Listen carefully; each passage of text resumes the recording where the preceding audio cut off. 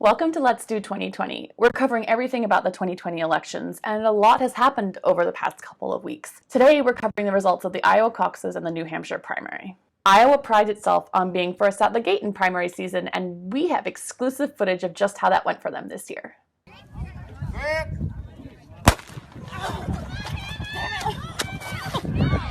you okay, honey? Let's rewind a bit, because I'm assuming most normal humans don't even understand what a caucus really is. The definition I found on the internet is a meeting at which local members of a political party register their preference among candidates running for office. So let's pick apart a few keywords there.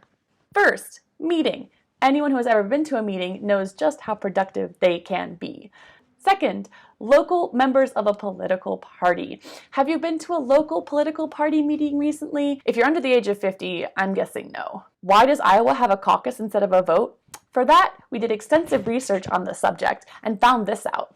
Iowa once had a presidential primary with actual votes in 1916, but returned to the caucus system in 1917 due to high costs and low participation. 1916. You're probably like, well, that means one guy's horse was sick and he didn't vote, so they scrapped the whole process. No.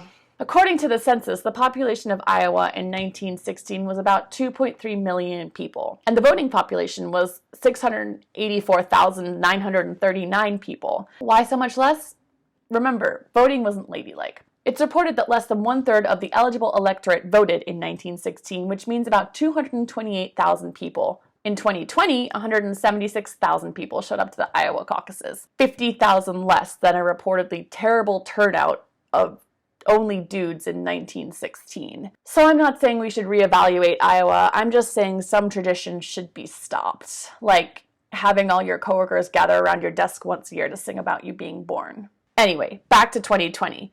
When asked what their favorite app was, 25% of Iowa caucus goers said, the one that makes the font bigger on your iPhone. About a quarter of Iowa caucus is old, and they all stand around and vote by being in different corners of a room. This year, they were also given a half-baked app to tally all the votes at the end. I mean, what could go wrong? For a party so hyper-aware of hacking since 2016, it doesn't make much sense to suddenly be using half-baked apps to tally all the votes. They could call it unhackable, but the way I see it, the app is the Titanic and Russia is the iceberg. Next, real quick, New Hampshire, a state that's 96% white compared to a radical Iowa of 93%. They voted for their neighbor, as good neighbors do, and young Pete and Amy, followed by Lizzie, and in fifth, Joey B. What are the takeaways? Well, you could say Sanders is taking the majority because the real majority is split with all the other candidates. You could say that Joe Biden is struggling, and you could say, is New Hampshire the one pointing down, or is that Vermont? What do I think? I think people want to vote for winners, but they don't know who the winners are going to be. Will it matter that some people won't vote for a woman or someone who's gay or a socialist? Only time will tell. And time is the 259 days until the election. So stay tuned and on to Nevada. Fun fact about Nevada, there is more shrimp consumed in Las Vegas per day than the rest of the country combined. You didn't need to know that, I'm sorry. Anyway, thanks for watching and remember to register to vote. Let's do 2020.